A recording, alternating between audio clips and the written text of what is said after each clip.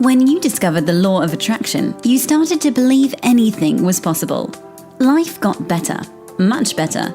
Now you want more, but it's not working. That's where the Manifest It Now show comes in. If you've been waiting for someone who can teach you the practical application to manifest quicker and easier while having more, turn the volume up, because the dynamic duo, Cassie Parks and Ginny Gain, are ready to teach you how to live the law of attraction like they do. It's time to laugh and learn. Hello to all of our fabulous listeners. Welcome to this episode of Manifest It Now. I'm here with Cassie Parks. And I'm here with Ginny Gain.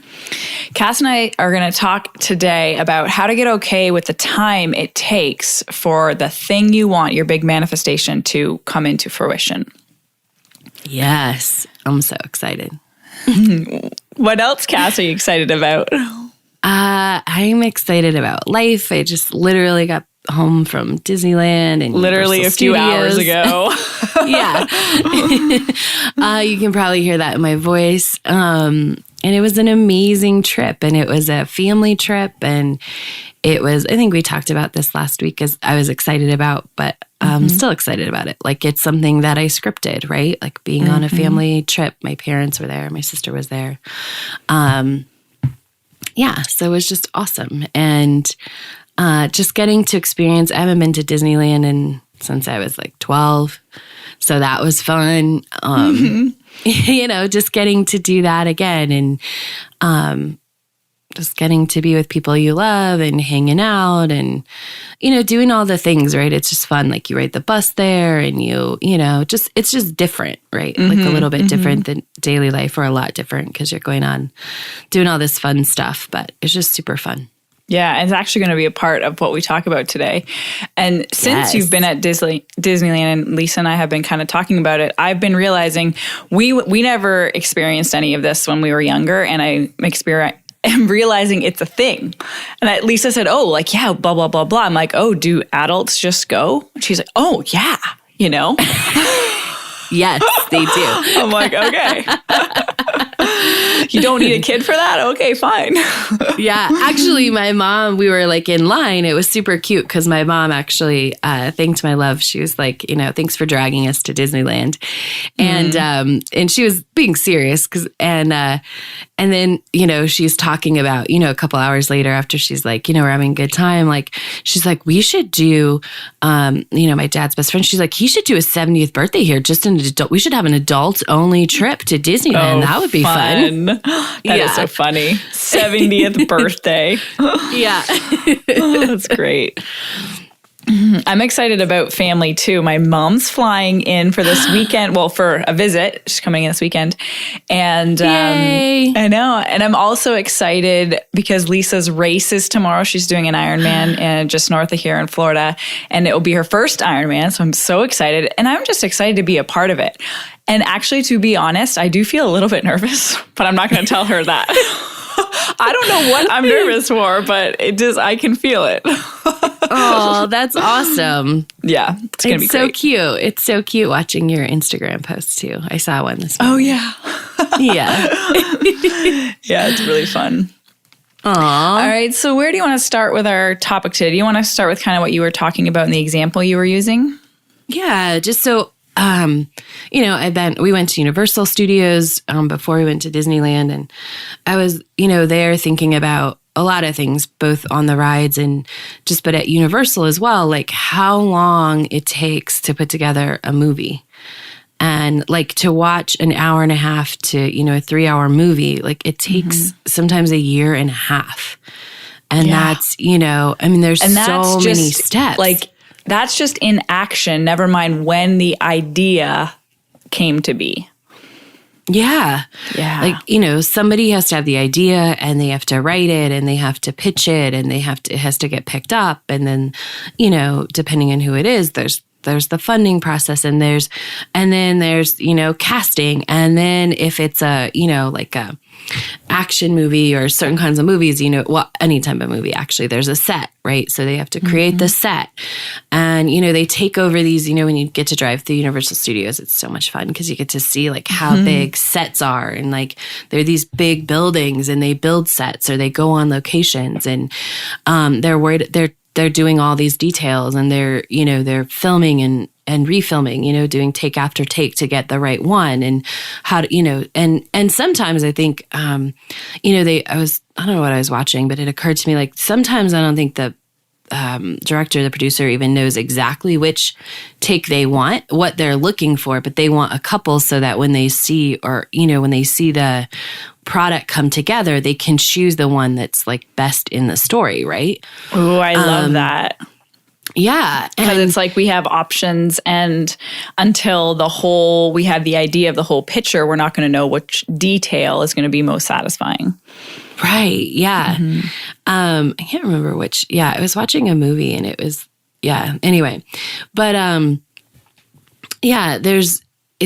it was This Is Us. That's where I got that. It was This Is Us, and Kevin was like shooting, and it was like the director was like, okay, now do it this way, and now do it this way, and now I want to see it like this, so that at the end when he puts it together, he could do it all. But just like the detail, and then to just continue on that topic, it's like when you're at Universal Studios or you're at Disneyland, like everything is detailed, and there's so much attention paid so that when you walk in that ride, everything is prepping your mind to get the most out of the experience of that ride and that experience, right? Mm-hmm. So every detail from in line, like if you're at Universal Studios and you're riding the Jurassic Park ride, there's all these like this news loop going, right? That's going to tell you. So when you get on the ride and you see like the broken cage, that, this one dinosaur got out and all this, it's all these things. And the same with, we watched Monsters, Inc. when Jenny and Lisa were here, and we went on the Monsters, Inc. ride. So that was fun. But like even the way the trash cans are painted in line, wasn't the same as in, regular Disneyland. It was specific, like, cause you're in Monsters Inc. You're supposed to be, going to work at Monsters Inc. on this ride. And so everything is to prep your mind.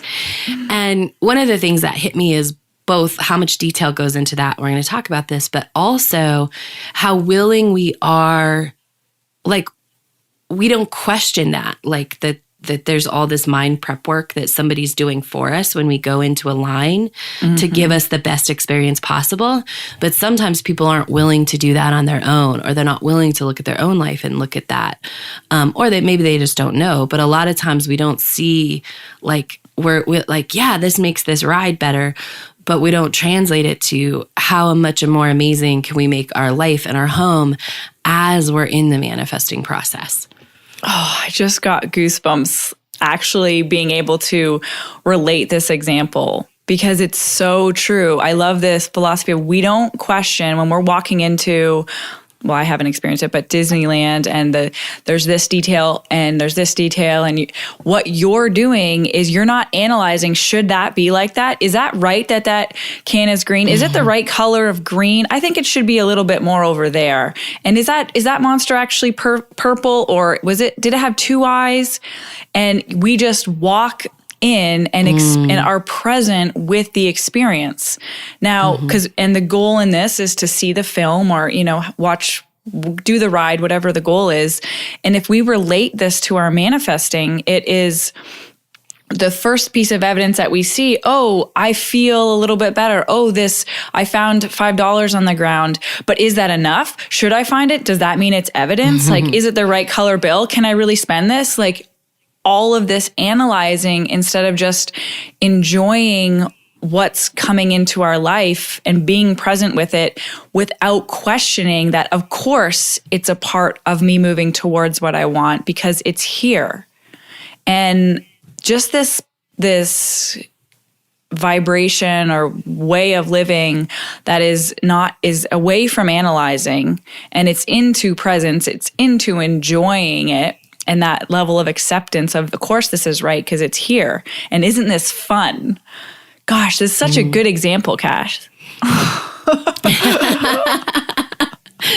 Thank you. And in case you ever wondered if I'm always thinking about this stuff, not always, but exactly. I do see the world. It wasn't my whole focus, but there were definitely moments where I was like, oh my gosh, this is so much this is so much about manifesting. And it's so much how, if there's one thing I would want people, it just hit me to take away from this interview, it's that you already do this in other parts of your life. You already allow this no resistance, I'm in it, I'm going to be fully in it, I'm going to believe in it thing to happen. That is so powerful. You already know the experience. You already know the vibration. So there's no needing to go find something that's different. It's just like translating it to this area, bringing that awareness of where it is over into this new area. Yes. Yeah. Yeah. So do you want to break down the movie thing?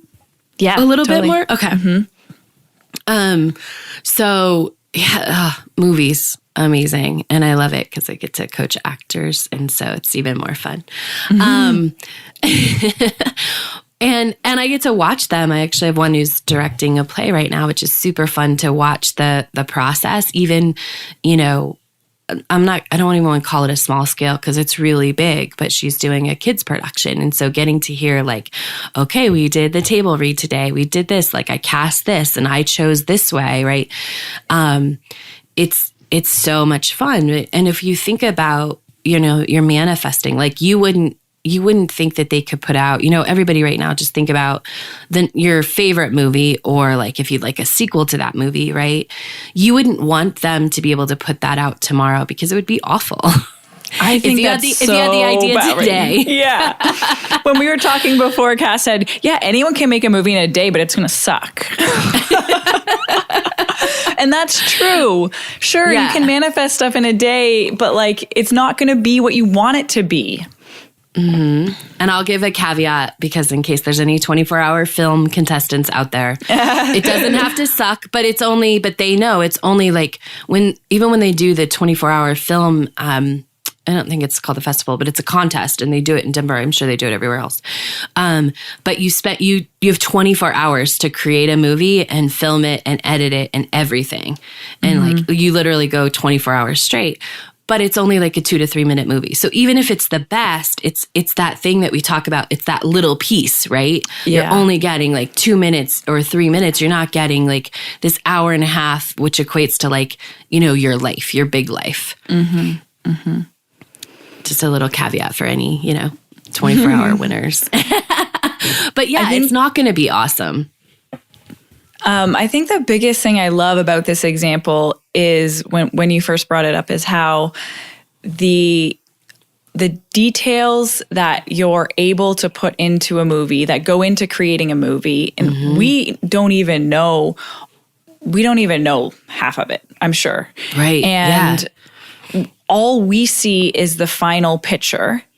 And which I'm going to relate to like the physical manifestation showing up. So like the money, the total amount of financial freedom you're after, or the marriage or lover, whatever it is, or the exact ideal body size, whatever that is. And that's what I think to like the final screen. So if we only go for the final screen, or we say we're not successful till then, or you know, we're waiting for that part, we're missing the whole journey of why we're here and the details that make the final movie or manifestation so delicious, like so juicy.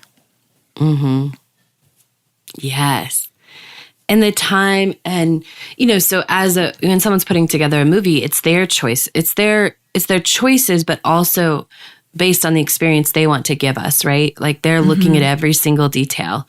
And the same if you're going on a ride, like every detail is a choice, you know? And there's no choice left unmade, if that makes sense, which I think we should talk about at the end too in manifesting. But, I lost my point. Let's see, we were talking about details and choices. I lost it. That's okay. I think the details, one of the biggest takeaways from this example is like details need time to form, to come into be. And it's the details that give or that make the manifestation so fulfilling. So the director of a movie or whatever person who's in charge, they need time to see how this unfolds so that they know the next best thing and then the next best thing. And they can't decide or make all the decisions about what is going to be in the movie as soon as the idea comes. Okay, I have an idea for this movie. They do not know all the information. They don't know all the details. It's the process of it unfolding that allows them and gives them space, gives them time to be able to tune into what to feel and know what are going to be the most satisfying, fulfilling details. What's going to give that most amazing experience in the final product. And so for us, it's the same thing. Like when we think we should know all the details of what that final thing is going to be, or all the details that are going to fall into place along the way, like the path, first I'm going to get this amount of money, and then I'm going to get this job, and then this person's going to talk to me. Like, we don't know that, and we don't want to know that, because that's the beauty of like unfolding and like learning and growing, and it'd be way overwhelming. Can you imagine if you knew everything you were ever going to know in your life today? Like, yeah. Yeah. Oh, I love that. Yeah. And often, you'll hear this if you hear stories about movies or TV shows, they thought, a certain character was actually going to be like, they wanted them for one character. Yeah. But then realized when they got in the casting room or when they were reading or whatever, that they weren't, they were actually better for a different character. And someone else was better, right? But if you go, and it's just an example of if you had to stick with your choices, like a lot of times we'll start, we'll think we have to stick with the details that we already chose, then you end up with this whole different thing. But it's, they make different choices. They see an initial vision just like we do in manifesting, like this is what's going to happen. And then when they get into creation, it changes along the way. That's so powerful. So important to remember. We were talking about attachment yesterday in the group, and that is one of the things, is how it's like having the vision is powerful and important, and it's going to draw you to the next best thing. But needing it to be like that is going to keep you confined, because every step along the way, along the path to what you're after, that vision you're after, you become someone new. Like, you expand every time you let go of this quality or characteristic, or every time you own a new story. Like, you are in a new vibrational place. You're literally a new person. And so your outlook at the world, what you have access to in terms of thoughts, beliefs, ideas, is different. So what you want is going to be different. Yeah, and I love that. And we don't ever, excuse me, I don't think, I don't think that, a producer, a casting director, anything like that, like they don't judge that, I thought this person was going to be it, and then it was this person, right? Right. And these stories only come out in super successful things. So I don't think they judge it, later, like, I should have put like, I thought I chose wrong, but then I changed my mind, right? Like no one judges that. That's not what happened. Yeah. Yeah. And so I wanted to talk a little bit, about the details and the choices in terms of manifesting too, like a little bit more about that. Yeah. We get to choose. We can choose some of the details, right? Some of them come and we see like, this thing should go there. But some of them, this is for somebody because it just popped into my head. It's like leaving an open space. So it's, when you said like some of the details have to come, one of the ways this can play out in your life is if you look at something and, I'll always say, I won't ask if something in your house gives you joy. I'll say, is it your future self? Because I think it can give you joy, but not be your future self. So if you see something, let's just say a vase, and you're like, oh no, my future self doesn't own that. Being willing to leave the space where that was and not having to go fill it is about letting that detail come. So that when you see it and you're like, that's it. That's what my future self looks like. When you see it a little further down the road, sometimes you have to create that space in order to put in that new detail. I would, yeah, that's a very deliberate way to draw in the details, draw in the answers and the inspirations. Like creating space is an amazing thing. We talk about that a lot. I love it. Yeah. And that goes with not just like that was a physical example, but it goes with like space in our calendar. You're right. It is the amazing way to draw on what we want. But if you're so busy in your calendar, but you want all these new things, there's not space for them. And quite often there has to be a gap. Like you have to have, it's not like you exchange, this thing that I don't want to do anymore for this thing that I do want to do now. It's you let go of the thing that isn't your future self or isn't your truth or whatever. And you let go of that, you leave the space open and the new thing finds its way in. Mm-hmm. And I think that it's important, the feeling of that space or it's more powerful when it is kind of a peaceful, grounded. It's not like an anxiety. Because if we're leaving space and then we're anxious that we have nothing to do or nothing to fill this space, then that's not going to serve us in the same way. So leaving the space is about like when personally, when I say space, I'm sure it's the same with Cass. It's like grounded, open, peaceful space. It's not, you're not anxious about it. You're not trying to fill it. You're not worried that nothing's there kind of thing. Absolutely. That's totally what I mean. Cool. And that takes practice, right? Mm-hmm. So much so that was interesting. Like I'm like, yeah, that's what I mean. But I love that you highlighted that. It takes practice to get to that grounded space because when you start creating space in the beginning, a lot of times people feel anxious. They feel like, oh, I can't because you're so used to being busy, like they don't know what to do. And so it's finding that grounded, it's finding that peaceful, like it's okay to just have 5 minutes or 5 hours to do nothing. Yeah. And I actually love that. Like if someone is listening and you have created that space and you felt the like, okay, now what? That is literally, you're going to say to yourself like, okay, here's the space. And then like, just like, that's literally what it is. Like can't count the number of times I've been sitting and being like, all right, this is it. I'm doing it, like, and acknowledging that to yourself is important too. Like, okay, like I'm doing it. This is instead of like, I'm not doing what I'm supposed to be doing or getting caught in the not doing enough or the like, I'm not being productive trap. This acknowledging how to replace those thoughts is like, I'm doing it. I'm holding space right here. I'm just being right here. Yes. And to tie this back into our movie theme, and also rides, right? There are pauses and there are space that are very deliberate in movies because it gives us like the space to build up that emotion. Like it gives us that where like they sort of want you holding your breath. Like space is very deliberate and helps with the experience. And you just also made me think of roller coasters, the pause and space at the very top when you actually hold your breath. Yes, right. Before you jolt down. All of that is part of the experience. Yeah. Yeah. And it wouldn't be the same, right? Like if it just went up and went straight down without that pause, the roller coaster would have less of an effect. Oh my gosh, I love this. And I just have to bring in this point because I heard Abraham talking yesterday about like how it's a give and take or like the flow, like up and down, balance in and out.